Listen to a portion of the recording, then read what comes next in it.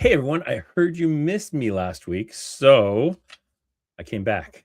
I am back from my special assignment, and boy, was it special. And someday we'll do an entire episode just on that. But in the meantime, I'm going to bring in some cohorts, and I'm going to start. I'm going to start with the dude that I was just talking to, everybody's favorite sales guy, Gabe Hey, Yoakum. everybody's favorite sales, not just your favorite sales guy, everybody's favorite Oh, sales guy. It's true. everybody's favorites. Yeah, yeah. If you're not on Gabe's speed dial, then there's probably a problem with you. It's not with Gabe. I'll be honest with you. Totally. And I thought this was the Prana ugly Christmas sweater Christmas party. So I wanted to get up in full regalia here. I was not made aware of that. And no, I'm totally full of it. I was just giving it. Yeah. Speaking of sweaters, we're gonna bring in the dude himself, Joe Keating, editor of Magazine. How are you doing? Doing well, thank you. That is confluence of sweaters. Let's come together. Do we have to call you Chief, by the way? I'm not sure. Sounds like a great one shot, actually, a confluence of sweaters. The confluence of sweaters. Let's bring in the man behind the ones and twos, Blake Morgan. Hey, Blake, how you doing? Good. What's up, everybody? Whoa. Good. Look at that sweater, eh? And who would have guessed it was a turtle? I changed. I was in regular clothes. I saw these guys in sweaters. I was like, I felt left out. Felt weird. I had to fix it, make it right. I feel you, brother. I feel you. All right. And finally, last but certainly not least, I guess he would be my left-hand man if I'm his right hand. I don't know which hands we are, but my buddy Adam Freeman. Hello. Hi. You know what? I will tell you, this has been such an unrelenting week that I find myself in the same sweatshirt that I was wearing when I woke up, actually. So there you go. That's how much prep I put into this. Look at the Black Hill Wellness Hacking Fest. Look at that. Sweatshirt. That's a good sweatshirt. It's a solid sweatshirt, man. Yeah. I woke up at 6 a.m. this morning to finish my editing because I was I kind of got somewhere last night, but it turns out that I kind of forgot how to edit. So I basically retaught myself how to edit this week, and I'm pretty impressed with where my skills got back to. It's pretty cool. Yeah. So I did some editing this week. It was fun. I appreciate that. That's good. Yeah. Gabe and I got up early this morning and prepped for a big pitch, a client who might end up being a big deal for us and hopefully for us, for them. And, lots of paperwork. Having to send out applications to printers for Comics the Magazine. Hey. That's super fun. Paperwork. Yeah. Let me tell you. Having a great holiday season. How about y'all?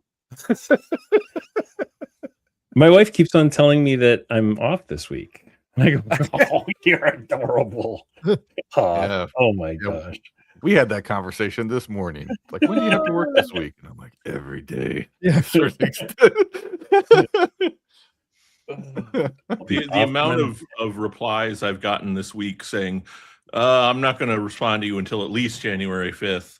It's I used to live in that bubble and now I don't anymore.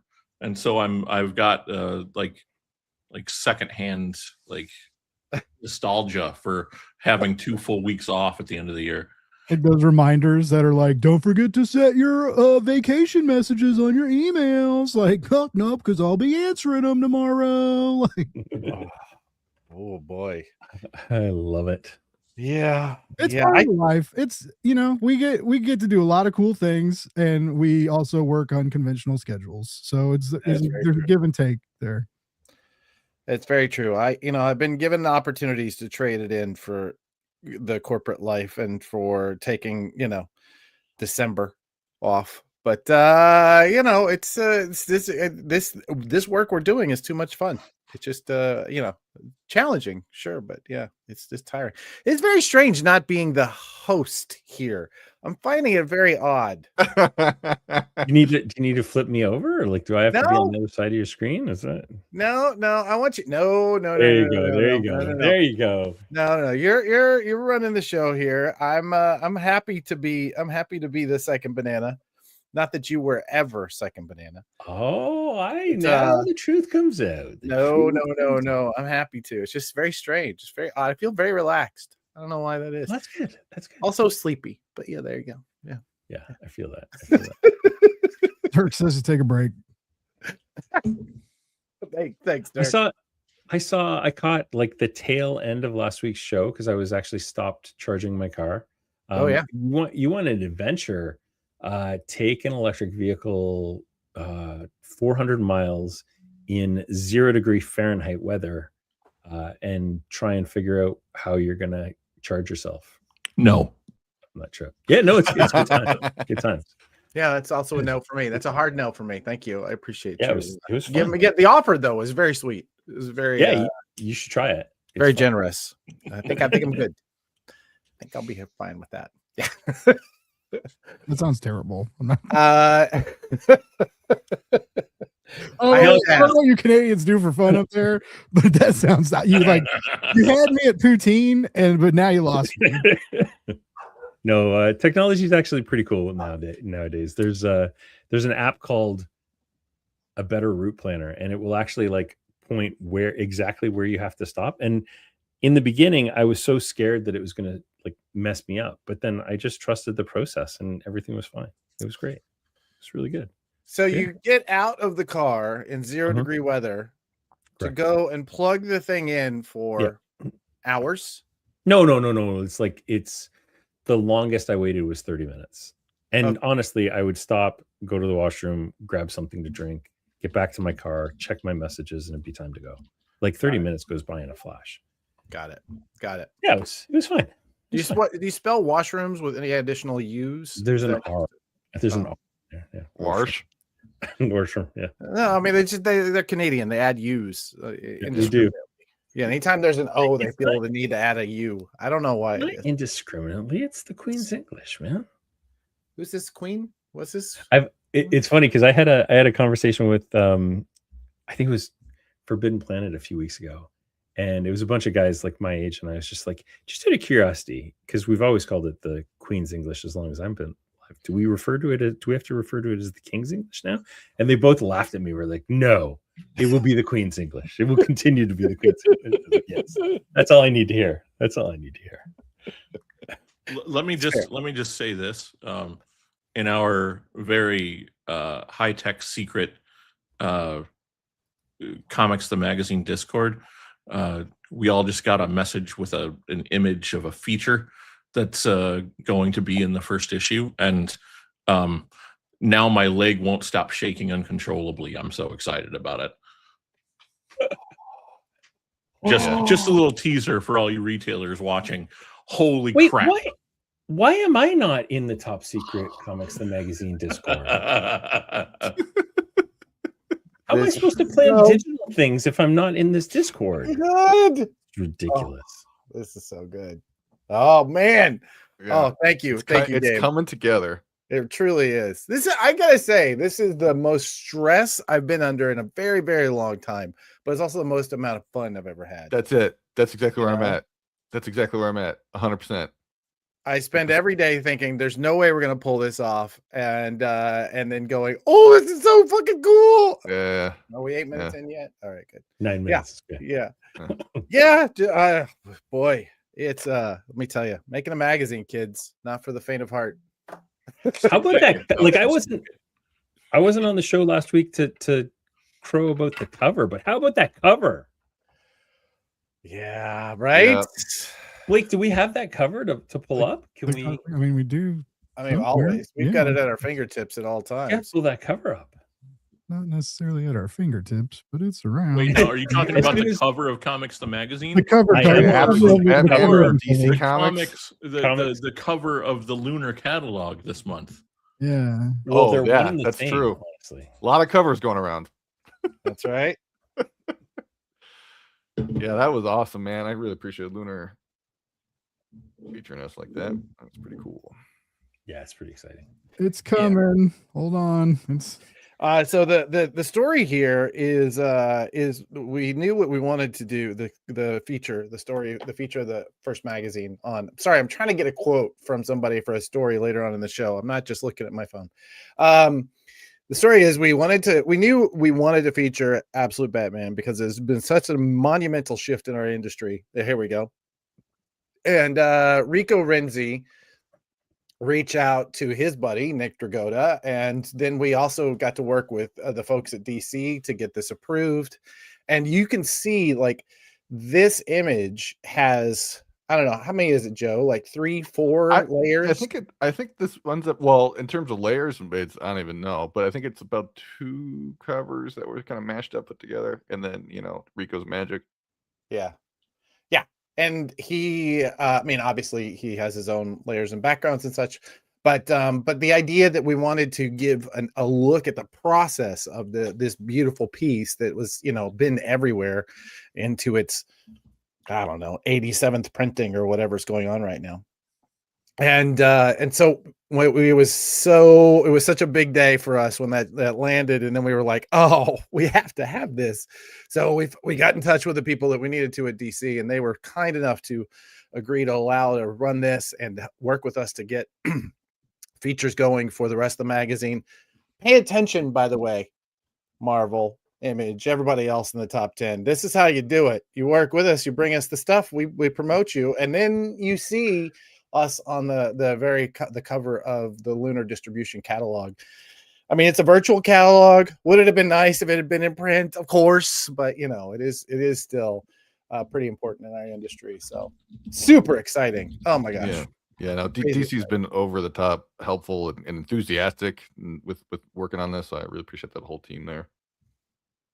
Good dudes. Really fantastic. Nicely done, Gabe. There you go. There's your order code for Lunar, and there's Universal order code too if you're ordering through Universal, either for Canada or the US next year. So yeah. And this will be on Managed Comics, I think, this Friday. We're just going through and cleaning up the rest of the data before we put everything.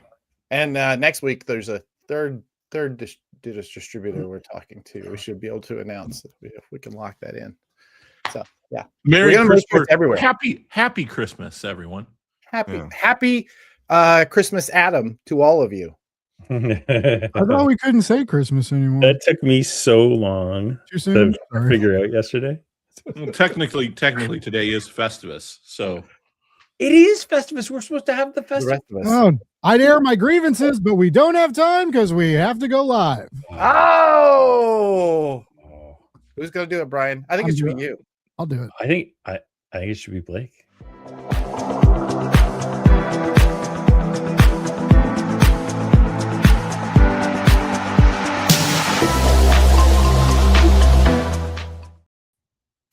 Oh, we're starting with me. You weren't even kidding. It is my turn this week. Hello, and welcome to Comic Industry Insiders Live, the show that we bring to you every Tuesday. You're out there slaving in the 4-color trenches. You're unpacking boxes. You're pulling things. You're putting things on shelves. You're cleaning shelves. There's so much stuff to do, and we're just happy to be a tiny little part of that. I'm going to bring along my partner in crime right now, Adam Freeman. How you doing? Well, I have some problems and some things to air with you people. You're going to hear about these things. The grievances are for today. I'm going to start with Justin Jordan. I'm going to start with him. Where are our lessons, Justin? Where are they? My Death or Comics. Where is it? I want to see it. There's my grievance. That's my first grievance for the day. Everybody else gets one too. That's a good grievance. I like it. It. Yeah. Thank you. Yeah. We got a heck of a show for everyone this week. I know. You know what? We realized this week was it's been, well, I guess we're a week away from a year that we've been producing this. This will make this our 52nd episode of Comic. That's insane. Live. How did that happen? I don't really I mean, I remember how we started it. We were going to do like something once a month. And then the very next week, Diamond decided to announce bankruptcy. And we're like, okay, I guess we do this weekly now. Yeah, exactly. Oh no. Oh no, I guess we have a job on top of our job. That was fun, but what I guess we got everything fun turns into work eventually. It's the American way. Yeah, absolutely. That's how we do it here in North America. Thank you for throwing up that order code all the time. Please keep throwing that up. If you weren't with us during the pre-show banter, we were talking about the cover for Comics the Magazine #1, going to be in stores in March and available for pre-order through both Lunar and Universal currently. So there you go. Those of you who want to see what that cover looks like, you can catch it on the Lunar website, and it'll be on Managed Comics this week. So there you go. Pretty exciting. I know. If you have grievances, post them in the chat. Let's hear them. I want to hear who you have issues with this year. It's time for it. I think it's a very good. Oh, wait a minute. 30 of them recorded. It turns out editing is time consuming. You know what? Here's what you do. You get yourself a Blake, and then you give him no time at all, and you yell at him a lot. Yeah. And then it just comes out quickly. Yeah. It's amazing. And then you make a deadline that's unmovable, like every Tuesday at 2:00. And unreasonable, like an unreasonable deadline. Like, hey, I know that the unmovable deadline is in 8 minutes, but here's a 15-minute thing. I need you to cut it down. You got to do that every now and then so that he knows that he can see. Who's reasonable? You know, it's funny. In a previous life, I worked for a sports network, and we had to cut together highlight clips. And often, I don't know if you're aware of Sports Ball at all, but often Sports Ball. I watch Sports Night, the show. Right? Okay, so sports matches end during the show, and you have to finish that final clip as the show and get that. And like back in the day, we had to hand physical tapes to people, and we had to rack video back. Like now, it's just like digital cuts. Like Blake's got it easy. Don't worry about it. It's fine. It's fine. It's fine. Back in my day, we had to physically run tape to people. Tape. You got to do that network news moment where you run down the hallway with a tape, and then you fall, and the tape literally explodes. You got to jump over the guy with the cart. You got to land. Yeah. Hey, are we doing a show this week? Are we talking about anything in particular? Let's do it. Oh, I hit the button. Oh, I got all full of myself. I'm not supposed to hit the button. Oh man, I'm supposed to hit the button. Yeah, so we're looking ahead. We're looking at some industry predictions from 2026. But before we do that, we're going to look at the predictions people made last year on our show last year, and we'll have a little fun with that. I put together a little video. Look at this. Awesome. Yeah. See, I should be too busy for this every week because now it's like a surprise. Yeah, it is. Yeah, that's my favorite when everything's kind of a surprise for you. Those are my favorite episodes. My favorite part is usually also that you go, I don't think we got enough material. And ironically, the week I wasn't here, you didn't have enough material. We didn't have enough material. I know we came in late. You know why? Because we were succinct, Brian. We knew what we wanted to say. We were, there was none of this Canadian politeness going on. We were just direct and to the point, like true Americans. I love it. Well, let's hear a little bit about your Prana bullet. How about you do this one and I'll do yours? Okay, that's fun. Every week we send out an email on Fridays, usually around 4:00, just after Megan reminds Adam to finish the email. And that email has basically everything you need to know about that week. So you need to get on the Prana bullet, go to pranadm.com or use the little QR code right here and scan that QR code. Go add yourself to the list, and you will get the Prana bullet every week. That's pretty good, man. That was really good. Two things though. I will say that we've instated a policy, so it's going out Friday mornings now. Oh, yeah, we have breaking news. And starting in the new year, we're going to have weekly sales reports from our network of POS systems. Does your network of POS systems know that they should be working on this right now? Well, we've had some conversations. I tease. Well, what do you know about this comic previews thing? You know what? When we started this show 52 weeks ago, the comics industry was a completely different space. There was one dominating overpower that ran all of the little systems for all the little spaces, and they were our comics daddy, as it were, right? And then comics daddy went bankrupt. It's happened to all of our daddies at some point. Mine, there was rehab involved. It's not pretty, but this is not about me. This is about Get Comics Previews right now. If you go to getcomicpreviews.com, you will see your new daddy. This is your new stepdaddy who came in and he's more successful. He's cleaner. He knows how to communicate better. He's got better images and better graphics. I'm sure that's that metaphor might be losing ground there, but still, this is where you're going to want to put your pull sheet. This is what you're going to want your comic shop to be running. You are going to want this tool because it's going to make it easier for you to maintain your collection. It's going to be easier for you to do your orders from your customers. Everything's going to be easier, except for the publishers who really need to get their metadata right so that it will display properly. Thank you. Okay. I love it. But we're working with publishers all the time to get that kind of stuff. And yeah, it's pretty exciting. We've got massive changes coming first week of January. I just don't want to push them right now because I'll probably break things the night before Christmas, and that would be a real bad night. Bad night. Not a good night. Yeah. And Blake, if you think that's true, just wait till I send you to your room.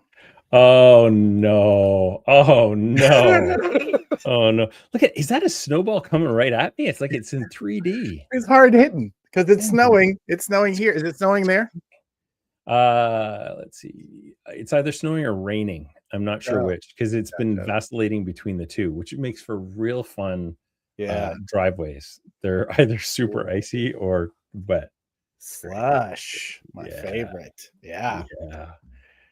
So this is news. According to the trade publication, The Bookseller, which is a very British sounding trade. There's been UK sales boom for bound collections of kids strips along with kids graphic novels. Sales in these formats up 30%. 30%. Yeah. That's amazing. So it's a worldwide trend that we're seeing, which is amazing. I love it. People are ready for comics, man. They're ready for physical comics. They're ready to go into shops and deal with people and buy stuff and then go home and read it and put their screens away. They're ready. Yeah.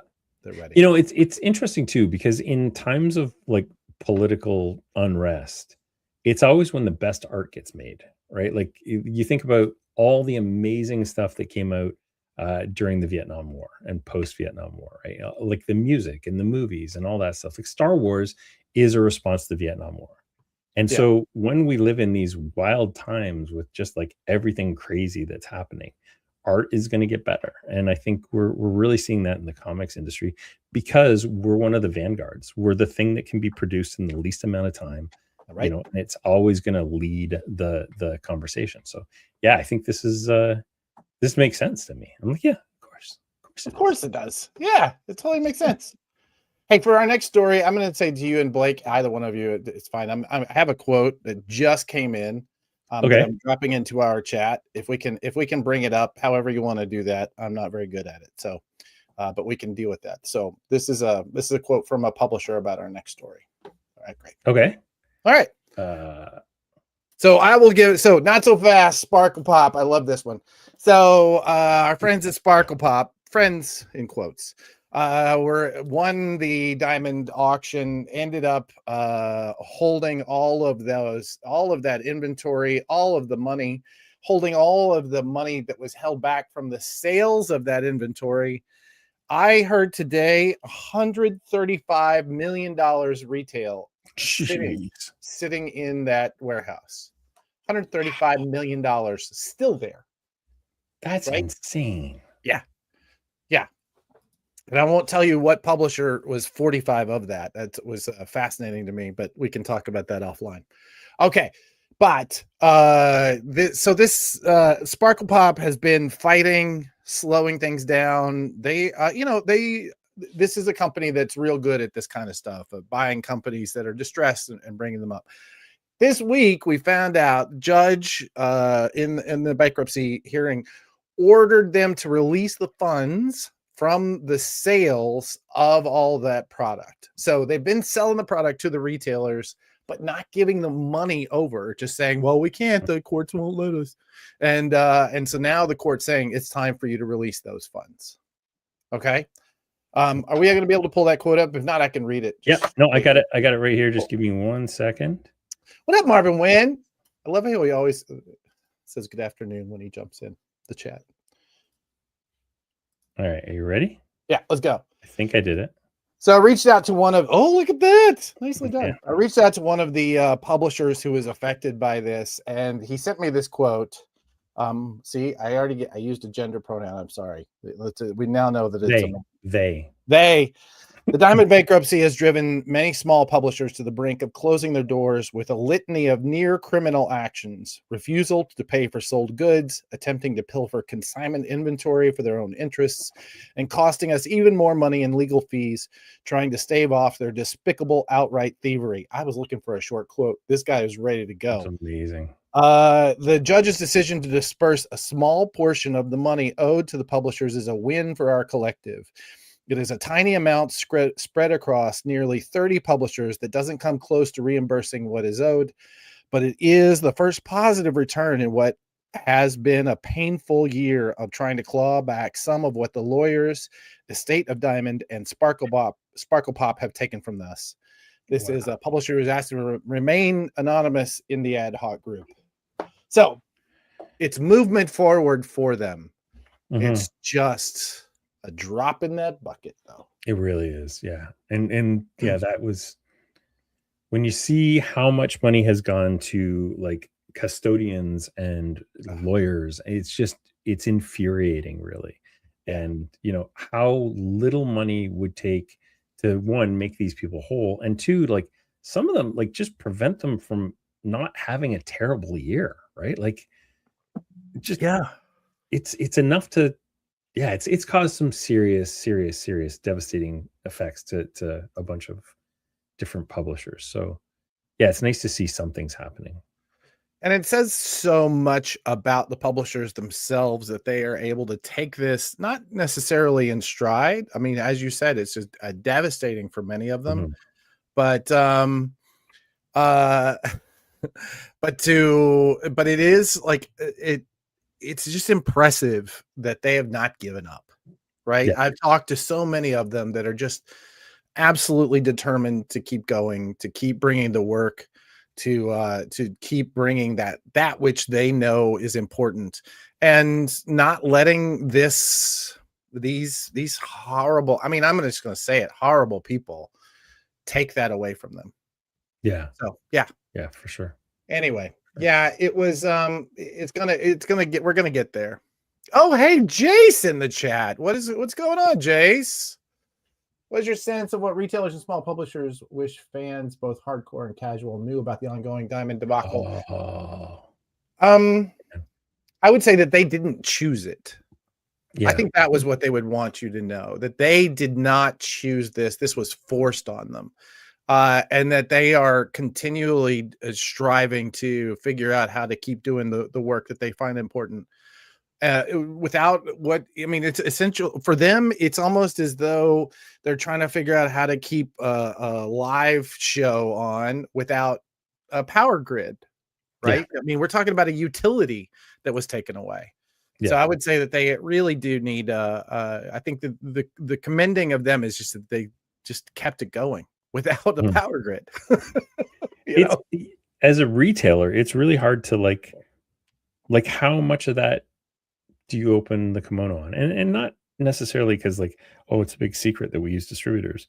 More like a customer doesn't care whether you're getting stuff from Lunar or Penguin or Universal or Diamond. Like they don't care. They just want to know when their next thing comes out. And it's been like the 1-2 punch of both tariffs and this whole thing has meant there's a handful of small publishers that I literally can't get in Canada right now. It's really, really tough. And so my answer to some of these customers is just like, I'm sorry, right now we can't acquire that product. And we are trying to. There's like Warren Publishing is a good example. Like their website was made in 1965 and has not changed since then. And trying to get hold of Warren Publishing to figure out how I'm going to get Warren stuff now is an impossibility. So yeah, it's really sucked. It's going to take a while for all of this to shift out. I mean, at the end of it, I think, as you see in some of our predictions, and I agree, I think we're going to be in a stronger place. I'm going to tell you truthfully, 2018, I started Prana. And I was I'll never forget Roger Fletcher, who was the head of marketing and sales and marketing at Diamond, stopped me outside of San Diego, and he says, "Hey, maybe you should come in. We could probably use we use a lot of consultants." And I said, "I don't know if you're going to want me, Roger." And he said, "Why?" I said, "Because I want to decentralize that which you've centralized. Yeah, I want to decentralize the data. I want to decentralize the. I mean, I think you're going to be stronger for it." But I think that you have a single point of failure, and it's you. I'm saying this, of course, to brag on myself that I said this in 2018, but it was a difficult time. I mean, for anybody to see that we knew something like this was coming. So, and the problem was, like, Diamond had a vested interest in making sure that data was hard to get and that things wouldn't change, and that it was harder for new players to enter the market. And it's just, like, in some ways, as much of a tragedy as the Corona and COVID pandemic was, if it wasn't for the series of events that happened around then, there's a very, very real reality where the comic industry kind of disappears in 2025. Yeah, that's very true. If all of these chickens had come home to roost and they were still the only power, not just the dominant power. Yep. I don't think that Diamond's. I think that what happened was ordained, and that COVID was a exacerbating incident, but that this future would have happened at some point. Maybe not this year, maybe in 5 years, right? Like, could have, yeah, absolutely, yeah. But and you're right, Dirk. This is all us airing grievances. That's all this is. And happy Festivus, everybody. Oh goodness, what else we got? Oh, the future. This is not our thing. I was actually trying to understand what that said. Facing the future. I get it. This is the person with an AR display. This is an augmented reality display that they are looking at. Yeah. I went ahead and edited our show from last year and turned it into a 12-minute little thing.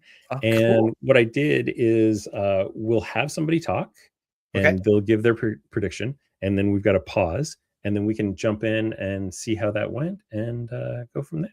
This sounds like it's not at all going to be difficult. I'm so happy I'm not involved in that part. Well, if I'm wrong, then we'll just stop and watch 12 minutes of video. But we'll see. I think this will work. I think it'll work. Let's see. Let's go.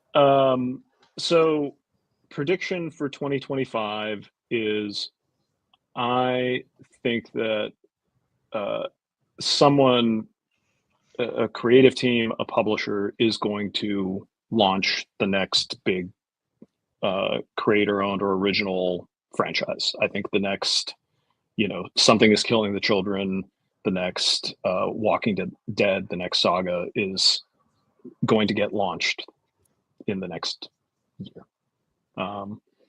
Because talking to creators, I think there's a real desire not to play it safe with properties. I think the market is hungry for a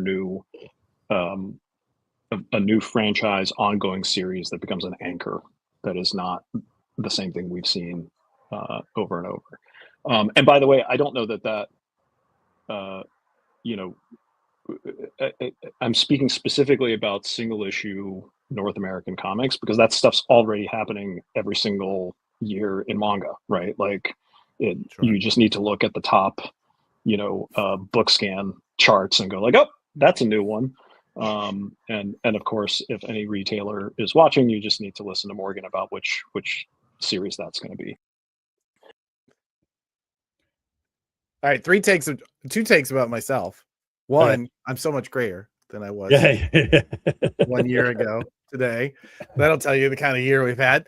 Two, I kept finding myself like reacting and nodding and then looking up and seeing myself reacting and nodding a year ago. That was weird. So I'm not sure how I feel about this. But yeah, I mean, he's right. I think, we've had some really, really impressive launches. I would say that we had Exquisite Corpses. I think it was one of my favorite launches in many, many, many years. Yep. What a beautiful, beautifully designed storyline that is for growing, growing out of it.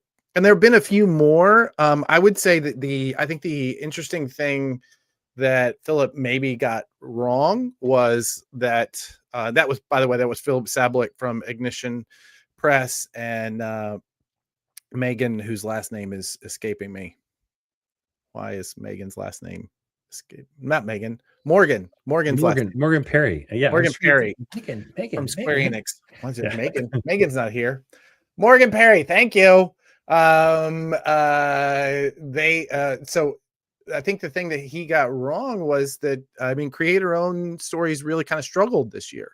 Yeah. We saw huge gains for the big top line characters, right? We saw we saw Ultimate come in so strong, and then we saw the Absolute line, especially Absolute Batman, just killing it. But that kind of just ate up all the oxygen in the room as far as creator owns go. But I think 2026 is the big year for those. So yeah. And I don't know about that either. Like, Saga wasn't Saga in the beginning. Why the Last Man wasn't Why the Last Man in the beginning, right? Like, there was a 12-month lag between when those things hit real. Invincible, Walking Dead, right? Like, Walking Dead issue 19 is when things really started taking off. So, we may have seen that thing launch this year, and it will be next year or the year after where it actually takes off. Point. And you said it great. Like, Assorted Crisis events, Exquisite Corpses, like the number of new IP that is brand new that didn't exist last year that launched this year. The number of different Ignition Press books that came out this year. There's a bunch of Boom stuff that came out this year. So I think we may see that in a couple of years. So the table is set really, really nicely right now for some of those things. And I mean, we saw, we talk about independent runs. I mean, the Battle Beast launch from Skybound was massive for an independent character that was a spinoff. You never would have seen that. I think in another year. I think they really held that blind bag idea so well. Yeah, but and I will tell you, as somebody who launched an independent book, The Future Is this year, we came out strong. We saw attrition, but then the very first time we had an opportunity to see a rate, we were able to get up nearly to issue 1, which is the kind of pattern you saw from stories like Walking Dead, right? Where they start kind of respectable but slow, and then build an audience over time. And that's that's all you get with ongoings. That you're right. You don't know what the future of an ongoing looks like and when it starts. So yeah. Apologies for the whining dog here. If you can. Okay. Prediction for 2025 is that comic shops are going to sell more manga, but not specifically the manga that are like having large stream anime going on. They're going to start taking some risks and building that audience. Interesting. I'm gonna say the words Chainsaw Man in response to that. Okay. Yeah. All right. I think, 100%. We saw that. We did see some big manga titles come out. Morgan knows that space better than anybody. She knows that you're going to grow an audience that way, and it's going to continue to grow. Yeah. This is a great quote. I think Beneath the Trees and nobody sees could go the distance. Samantha, it's going to be in DCKO. That kind of thing happening this year, which nobody predicted. Marvel and DC just going crazy and just pulling everybody in. At the end of the year, crossover. Right? You get a crossover, and you get a crossover. Yeah, I love it. All right. What I think is going to happen in 2025 is that people are going to rediscover loving comics in a way that they haven't in a long time, thanks to Superman. That teaser trailer is off the charts. I think James Gunn gets it. And I also think the combination of that and what we're seeing so far in the Fantastic Four movie, we're gonna finally hit a period of like, wait, this stuff is supposed to be fun. We're supposed to love and be inspired by this in a way that we really haven't seen, I would argue, probably since, the hammer in Cap's hand in Endgame. Yup. Yup. It's interesting that definitely, Superman moved people into comic shops. The DC's entire kind of strategy with all these trailers is that at the end of them say, go to comic shops to see Yeah. this thing. Like the Supergirl trailer that just came out has an ad for Supergirl Woman of Tomorrow. So they're doing the right work for it for sure. Well, and beyond that, I was just talking to somebody at DC recently about what an incredible partner they have in James Gunn. I mean, Yes. he has, every time he comes out with one of these films that like is, as Tim points out, is just so fun. Yeah. That, like, is infectiously fun. You want to be involved in it. He's the first one out there saying, well, if you like this, go read this and read this and read this. Absolutely. Yeah. Oh man. Yeah. Yeah. And there was so much gun stuff this year, and his I don't know, social medias in general. He's always promoting comics. So yeah, it was a good prediction. I like that one. Good job, Tim. Good job, Tim. I think Jeremy, one sure. of the big things we're going to see for the industry, and I don't have any basis for this other than just generalized feeling, okay, is that one of the things that people, one of the reasons that my customers come to my store is a break from reality, for lack of a better description. And I think that people's views of reality in 2025 are going to take a negative turn for whatever reason. And I think that they're going to end up coming to my store and buying some escapism. Right? I mean, nailed it. Jeremy, you nailed it. Oh, you nailed it so hard. Oh, yeah. Because the reality, turns out, was even harder to deal with than we thought it was going to be. Yep. And what do we want? We want to escape. We want a little bit of that old disassociation, if you know what I'm saying. Absolutely. Yeah. Oh, Yeah. dude, Jeremy. Yep. Make that call every year, because every year it gets a little weirder. So when I was editing this stuff, I was just like, I was struck by one, how prescient a lot of them are, but two, like overall, if you remember, last year wasn't the best year, and everybody had this feeling of positivity that things were going to get better. And even when we were at Comics Pro last year, like people were saying, yeah, things are down a little bit, but like I'm so positive about the future. So it was pretty fun to see that. And then I think the next one might be a little bit of a take on that. All right, my prediction. I'll be the downer prediction. I think that ordering comics is going to get a lot harder for a lot of retailers, and therefore a lot of publishers over the next year as distribution continues to consolidate and change. Ting, ting, ting. Even the downers were like bang on. Like, yeah, absolutely. Things got a lot harder and a lot weirder. And, we're still trying to find where we're going to get some of those publishers from. So, yeah, Brian had nailed that one. Yeah. Yeah. Listen, you can't go wrong with saying it's going to get a little bit harder every year. I don't know. In any way, take away from Brian's prescience, but yeah. I mean, the simplicity that we all worked underneath for so long, right, was so refined and so simple, and had so many retailers saying, make it more simple, that it was just always working towards that simplicity. So, I mean, yeah, as soon as it became complex, it's going to become multipliers of complexity. Yeah. I mean, we're now getting to a place where comic shops are having to deal with the same systems that bookstores have been dealing with for many, many, many years. Yeah. Not to mention other retail. But luckily, there are systems being built, right?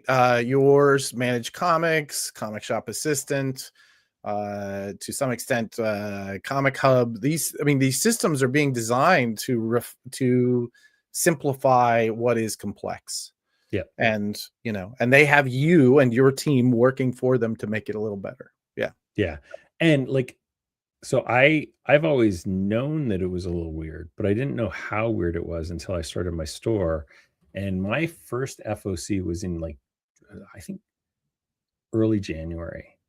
And I texted Jeff Figley from the Comics Place in a panic and said, dude, I need some help with Penguin site because I don't understand it. Like, none of this makes sense. And he's like, oh, yeah, I know. And I've written help documentation on how to do this.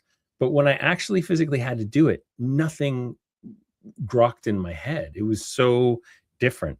But what I've learned is that's kind of the way the book market works. And so, yeah, as we start using more and more book publishers, you need to adopt to their way of thinking, because these massive conglomerates ain't gonna adopt to your way. So it's nope. As the translator layer between those things, we can make things a little simpler, but at some point you still have to the 16 invoices I get from Penguin Random House every week.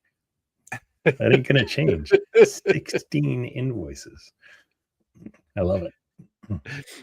I love it.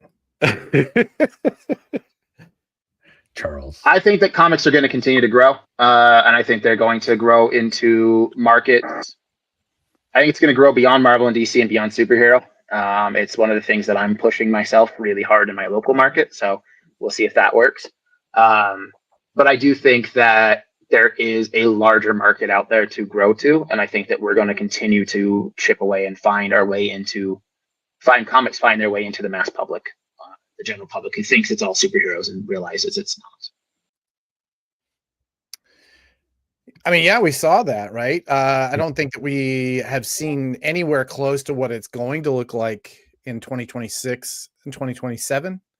I think in the next couple of years, we're going to just blow that particular prediction completely out. I mean, it's coming. All of those kids that came in for their first Batman comic are going to want more, right? That whole Dogman generation is not going anywhere. That one thing comic shops do really well is they're just they're infectious. I was talking to a dad. You take your kid to a play date and you go and you talk with the dad, and I'm getting to know this guy. His name was also Adam. We were talking about comics, and he started talking about having, discovered a comic shop during grad school and how it just immediately sucked him in, and he was spending way more than he thought he was going to. I'm like, yeah, that's how this works, is that we draw you in and you fall in love with this entire palette of storytelling that you didn't know was there. So yeah, I don't know. I think we're going to be seeing an incredible couple of years personally. Yeah, no, absolutely. Let's cool. Let's see who's next. 2025 is one huge question mark. My magic 8 ball just says ask again later, because I cannot see anything past third week of June or January. I have no idea what's going to happen and how that's going to affect things. I gotcha. For me, my prediction is that I'm going to just be having more faith in myself and my abilities to cope with stuff. And so I'm just going to be able to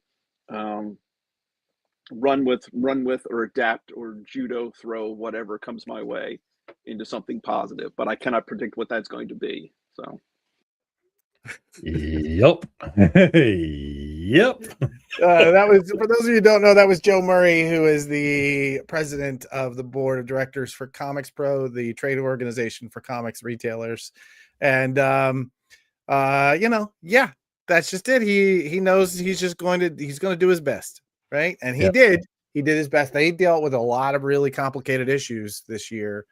I know they were really deeply involved in the Free Comic Book Day conversation with, helping their members get through all of the morass of the bankruptcy and how that affected them. They had a lot. And took on a lot more this year too. They take a lot more education and really interesting stuff. So I'm happy to see where they are at the end of this year. But man, what a year to be the board of directors for Comics Pro. Yeah. And I mean, one thing that, like, you know, we may forget right now is that the reason Joe mentioned next 3 weeks was because it was like January 23rd, wasn't it, when the initial auction happened? Yeah. Or there was something that happened January 23rd that was like where we were going to find out. Oh, it was when the auction that you could bid to become part of the auction. And then I think the auction itself happened in May. It was like May 6th or something like that, or March 6th. I think I have that up. We're working on a timeline of everything. That's gonna be fun too. I am looking forward to putting this thing together. It's something new. We're trying to put together like a video of how this whole thing went down. January 14th, Diamond Files Chapter 11, and then what was it? Oh no, I don't have any other dates so far. I have the 14th. That was what I've got. So yeah, and then there was like some sort of a like a vetting, like there was a process where they could all become part of the bidding, and then the actual bidding itself, which happened after Comics Pro. I remember that for sure, because we were talking with a number of folks who you know, were doing some business. I mean, I think the thing I hope to see is like a big momentum swing for single issues. Like obviously the trade market and, you know, all age comics and manga are doing really well, but I would love to see a big kind of like boom in the single issue direct market stuff, coasting off of things like the Ultimate Comic success and Absolute Comic success. And I hope that momentum builds. I feel like for the past like 3 years, I've been like, man, it can't get any worse. We're gonna get that, like, we're gonna get that Bendis Ultimate Spider-Man bounce soon. Like somebody's gonna do something weird and it's gonna be really cool.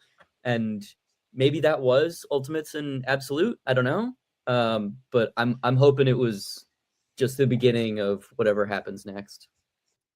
Yeah, absolutely. Dave Baker bringing the heat. Yeah. Steve Anderson was on. So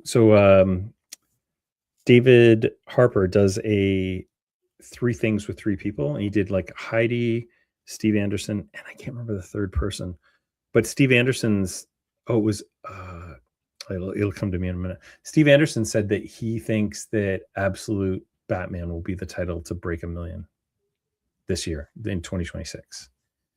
And I gotta say, issue 15, like, holy mackerel. I doubled my orders and we sold out by Sunday.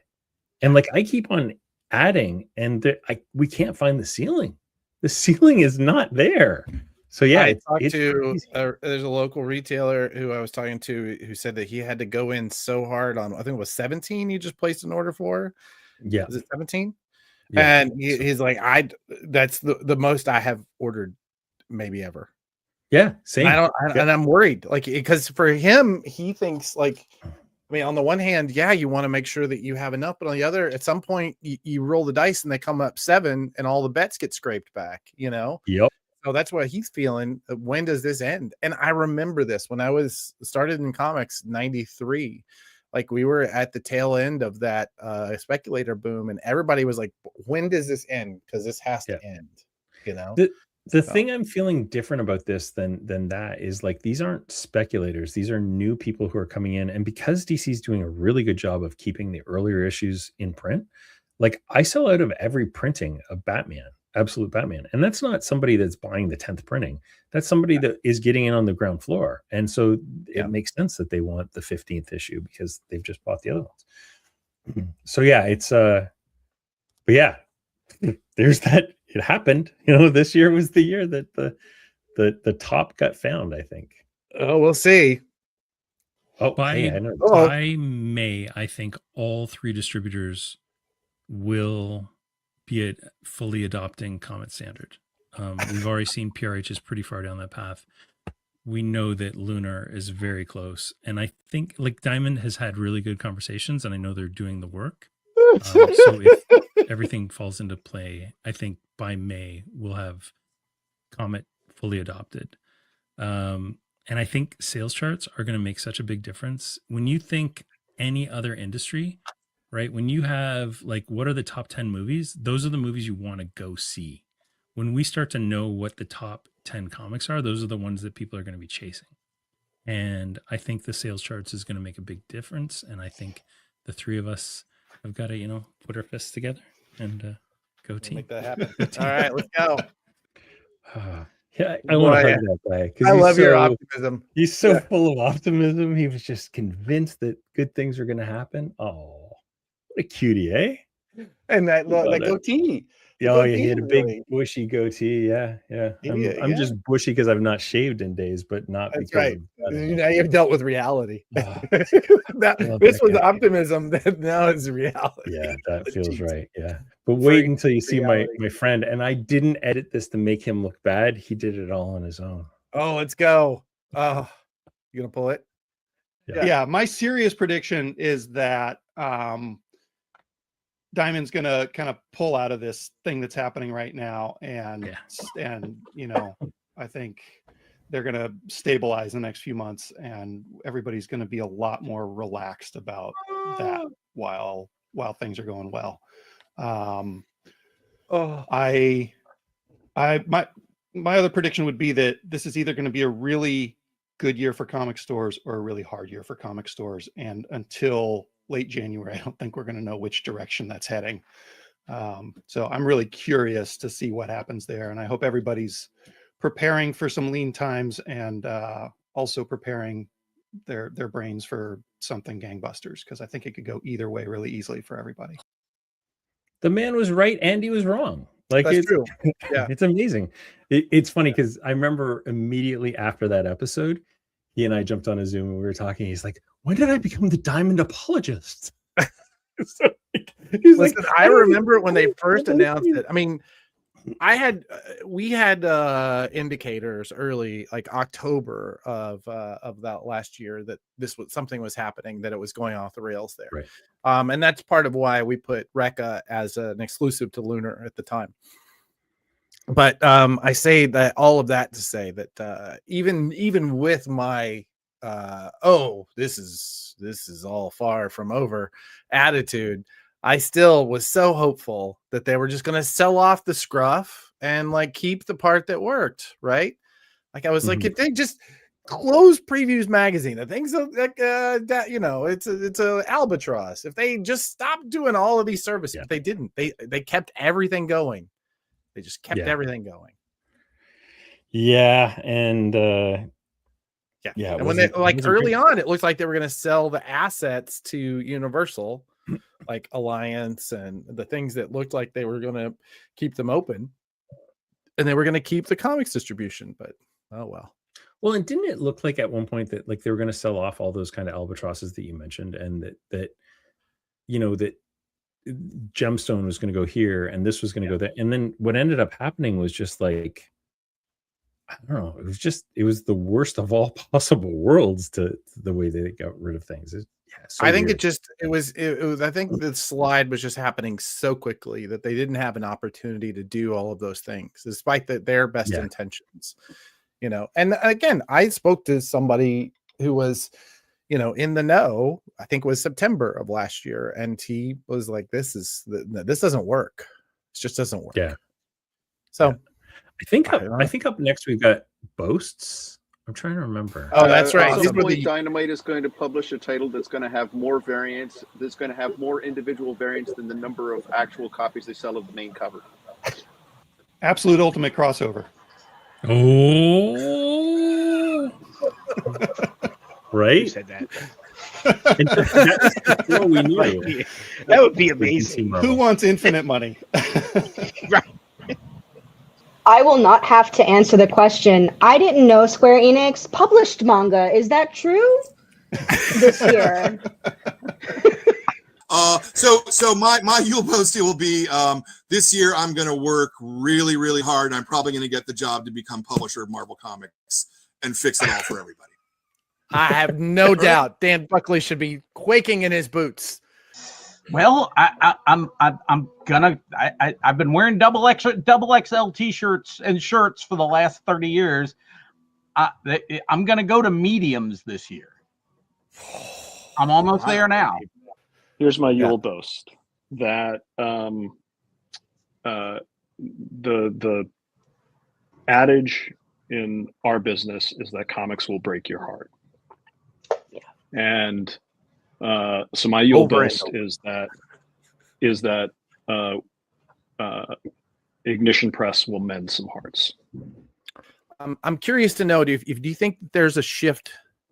Maybe this is another 2025 prediction, but do you think there becomes a shift where Yen and the other big manga publishers are beginning to see that too, where it's time to take, all right, we put all this time and attention into Barnes and Noble. Now let's go back to these local comic shops that are so stable that they deserve, they already have a market. Do you think that's possible? I do. But I'm also ultra positive about that fact because I personally want it to happen. So if there's any way to help light the fire under other publishers who may not be thinking about those folks as that market, let's go guys. It's definitely something also that we have seen them be more present at B2B retailer focused events like Comics Pro, and that is a good sign. And to see those publishers consistently at that show, consistently engaged with the comic shop community, means that there are slowly moving towards the right direction of seeing the comic shop as a viable outlet for manga once again. I'm going to pause it right here. I think we're going to leave the last couple things. We'll upload this whole video, the Yule predictions of 2025, and then people can read those or watch them, because there's a couple nice things at the end. Tim had a really nice thing about just being inspired by fellow retailers and stuff, and I think that'd be a nice thing to just kind of play off the side. But yeah, that was pretty fun, eh? Look at you with the editing skills. I know. You're a man of many talents. I break them out every now and then. But in the meantime, we both posted on Facebook a call for some predictions for 2026. And I've got those up right now if we want to read some of them. Let's go. What do we got? So Avi's was great. And he was consistent and posted on both of our things. He said, big upsides from the diamond breakup for everyone, retailers, publishers, creators, and fans. Lots of uncertainty and pain this year while it was all happening. And now the benefits of not being locked in a shitty monopoly will allow the industry and medium to grow in so many areas it was previously massively constrained in. It's a beautiful sentiment. And I totally agree. I think a lot of things have already changed and things are changing very rapidly. And I think it's because we don't have that crappy monopoly anymore. I think so too, and that's, we are no longer it's not a single point of failure. There's also not a single gatekeeper that's keeping us from innovating. I want to point out that Django just jumped into the chat. Nobody tell him about his prediction from last year. I know. I texted him while it was airing. I was like, oh, dude, I forgot to tell you got to watch today. And he said, oh no, I forgot it was Tuesday. Davis Dewsbury, who is the writer of Auric of the Great White North and also customer number 4 for All New Comics back in 2005. Amazing guy. He said, we'll continue to see record prices on auctions of original comic art. We've seen some amazing prices this year on original art. And, it's always struck me that this is the kind of stuff of which there's only one, right? There's only one cover A of Absolute Batman #1. And that thing, when it sells eventually, will sell for all of the money. Yeah. Philip Saplick said new Gen Z customers coming into stores this year for Absolute titles will start to check out creator-owned titles. I think that's a given. I think so. I'll tell you, my anecdotal stuff is my son, he loves Absolute Martian Manhunter. It's his favorite title, and he started reading Assorted Crisis Events, and he's just like, this is incredible, and he's super pumped for Vertigo. And he's 17. He's exactly the age I was when Vertigo came around the first time. So, that's awesome. Cool. Yeah, it's pretty great. I love it. Never met that kid. I love him. Oh, you got to meet him. He's Gigantor. Absolute Martian Manhunter wins all of the awards. Jen King from Space Cadets Collection. Yep. Leaf Smith says more comics with heroes breaking fascist Nazis and white supremacists. I think that's a given. I think so. I think we're going to see a whole lot more punching covers. Yeah, sure. absolutely. Thank you, Lee. Tim says in Supergirl, Lobo and Supergirl will actually be drinking buddies, causing a whole new swath of people to discover Lobo, fall in love, and drive a crazy amount of Lobo backlists and back issue sales. Get your paramilitary Christmas special while it's cheap, people. That's still $1 book, and I think he's bang on. That stuff's going to go through the roof. You know what, Spec Crowd? I know that some of you are watching now these days. That's a solid buy. Yeah. Go dig deep in those dollar bins, man. Absolutely. Stronghold Collectibles said Ultimate Marvel line lives on. I think there's something going to happen. That's an interesting call. I can't say it's wrong, but also like it doesn't seem like that's true. Yeah. We're only 6 months out from it totally ending. I gotta say they can't just shut that down. It is literally the best-selling thing that Marvel has right now. Yeah. I'm really curious to see what Marvel does this year. I'm so curious, or next year rather. You'll like this one. We finally have industry-wide numbers for the entire DM. We need to see those numbers again from Warren Hayes. I told him to bet on it. Yeah, absolutely. Jamie Covell said major publishers who are exclusive with one distributor deciding to go non-exclusive when that contract comes up for renewal. I think there's going to be some of that. I think there's going to be a quiet negotiations for some exclusives. I think that's going to be a continual battle that's happening. So I think it's entirely possible. I don't know which distributor will be out first. I mean, kind of PRH is already basically there, but I think we're going to see a slow war. It's just not going to be. It's not going to be the fast war that we saw in the 90s, right? Yeah, I don't think so. I agree. David Romeo said after seeing DC kicking their butt in many ways, Marvel decides to spend some money on established creators and take some chances. I did notice this. Bendis brings back an Ultimate line. So Bendis is back working with Marvel, and I think something's got to happen. They don't have the focus that DC has, which is why DC has done so well, and so something's going to have to happen over there. Listen, you know what? Joe Keating, when he talks, I pay attention. He's saying it will end, but a new one will launch 3 to 4 months after. It'll be 2 months after, because there'll be a new number one as the number. Yeah, don't even get me started. Don't even get me started. And Avia once again says, I'm predicting that Hyena Hell's Demon series and Elizabeth Pitch's Fun Girl will become a household names, along with all things Benji Nate, and probably a big distribution announcement from Silver Sprocket. Oh, always be pitching.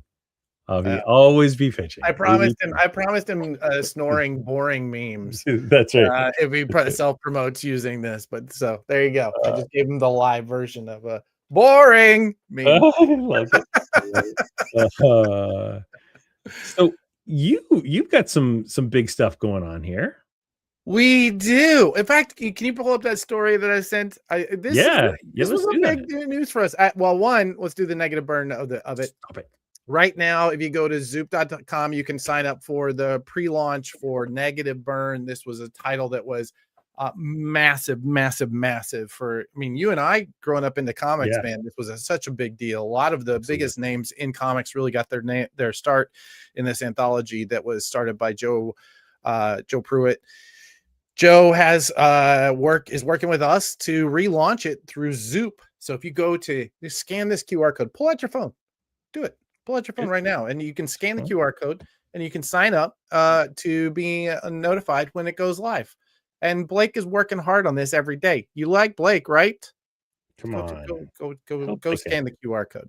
All right. Yeah, when you scan a QR code, it actually comes up with a website. It's incredible. Look at that. It's on my phone. I know. And the big thing is, as I might be Blake in the chat points out, launch day. There's some serious launch day fever. There's some stuff that you really want to be there for. Oh, dude, Tommy. I mean, that jumps in. Nope. Thank you. Oh, sorry. I hit there you go. Listen, I hope so. Tommy says that I predict Comics Magazine will become a huge conduit for fans to find the best comics on the market. I do hope so. That is our That is our hope, man. That is really that. And we're working hard every day on that. So I appreciate you, buddy. Appreciate you supporting us. So yeah, this happened actually during the show, in the magic of TV. Like we had somebody running down the hallway and jumping over the mail cart to get this to They you. threw the cassette at me, and I It was put it in, incredible. and I hit bam. It was incredible. Yeah, You just can't. It was the network news moment that we all wanted. Bleeding Cool's covering our solicitations. I love Bleeding Cool. I know not everybody does. I get it because of the stupid fucking pop-up ads. But they do these rundowns of people's solicitations. They are covering all the source point, the Recca, who is our client of ours, and Comics the Magazine. All the solicitations are up right now. If somebody wants to drop that into the thing, into the chat, I would love it. Give it lots of traffic. And I'll tell you what, here's a little secret for publishers. When you have a story on Bleeding Cool and there are comments, reply to all the comments, because then they come back and they read the comments, and then you reply to those, and back and forth and back and forth. And then you're on the next day, you're on their wrap up of the top stories of the day. That's how you get to number one, which we did with our announcement.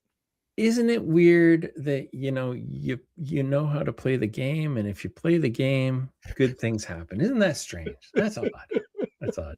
Yeah, I noticed that you responded to every single person, and I was like, "Oh, you canny bugger!" I love it. I love it. And they love it too. Even the ones that are so snarky, they just I think they really dig when you come at them. Yeah, absolutely. Normally I would promote Managed Comics right now, but I'm not going to, because we're kind of on a holiday, a little bit of a break. I'm allegedly not working today. That's not true. But yeah, come see us in a couple weeks, and we'll be back to webinars and things. But in the meantime, I think everybody should sign up for the newsletter at comicsthemagazine.com. I think so too. That's where we're getting big announcements to go out, and we have a few more in our pocket that in the next couple months before solicitations come. Yes, advertising still available for Comics the Magazine #1. You can still get in to Comics the Magazine, the biggest launch in history of comics journalism. I think that's probably a pretty safe bet. Biggest launch ever. Managed Comics will be in that first issue. So if you're competing with us, Django, you probably want to be in that first issue. I'm just saying. So definitely get on the waiting list. You can go right here and sign up for the waiting list. You'll find out information about why advertising, and very, very soon the cover and information for the first issue will be on the site. I just haven't posted them yet. Can you make sure to add Blake into that, Brian, since you're the one managing this? Make sure to add Blake as he's our new head of social. So yeah, you got it. I'll do it. I'll make it happen. All right. Excellent. This is where we have our staff meetings every week. Between 2 and 3 p.m. Join us for our staff meeting. And I kind of think we should do that. Every now and then, I kind of want to do just like record a staff meeting. Oh yeah. Gabe, please get rid of that 15-year. Gabe, just send me a new photo, man. Like you got my digits, just send me. Dude, if I have to have that 10-year-old photo of me in the coffee shop doing, what am I doing with my mouth in that photo? I don't know. It's such a Lance. Thank you for taking it, Lance. Starts with a K, came to lives in Chicago area, came to town and said, "Hey, I want to do headshots with you," and God bless him, he showed up. But man, I still look at that photo and go, what is going on with that guy in his mouth? It's so weird. I love that you use that photo and protest about that photo every time you use it. It's my favorite bit, because my team keeps going, that's the one. I'm like, no, that's a serious guy. That's the serious guy.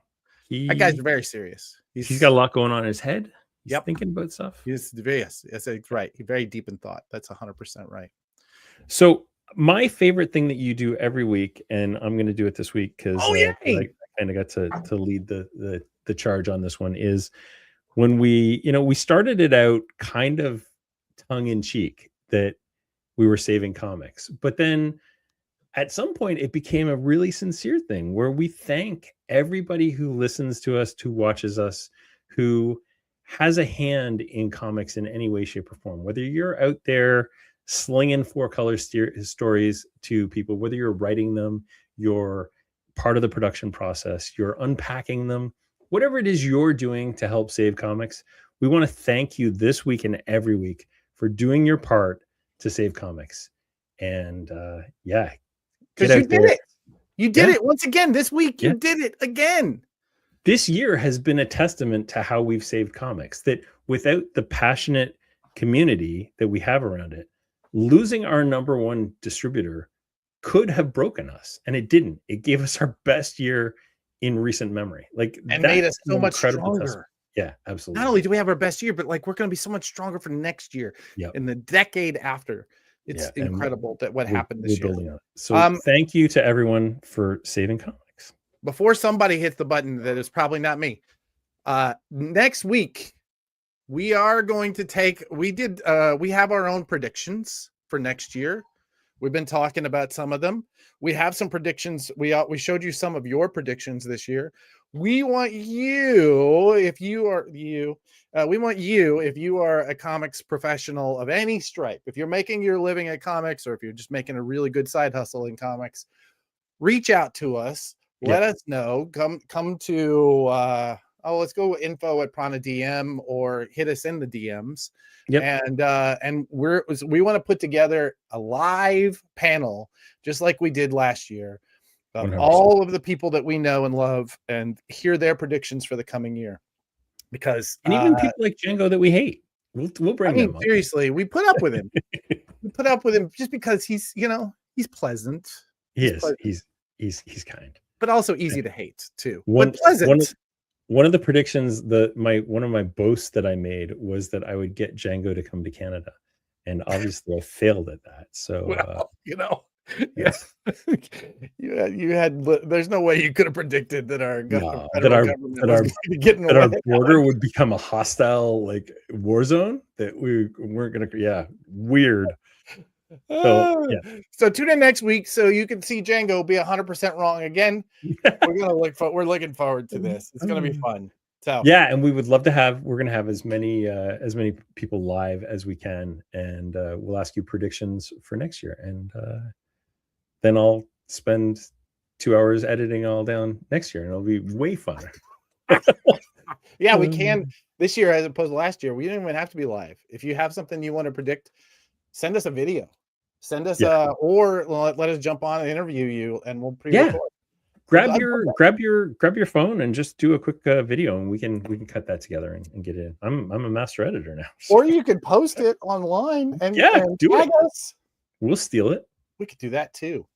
God, there you see, we're coming up with once again, this whole thing. Exactly. This whole thing is just it's one long staff meeting. So yeah. This is great. This has been great. Thanks, everyone. Namaste, y'all. Namaste, y'all.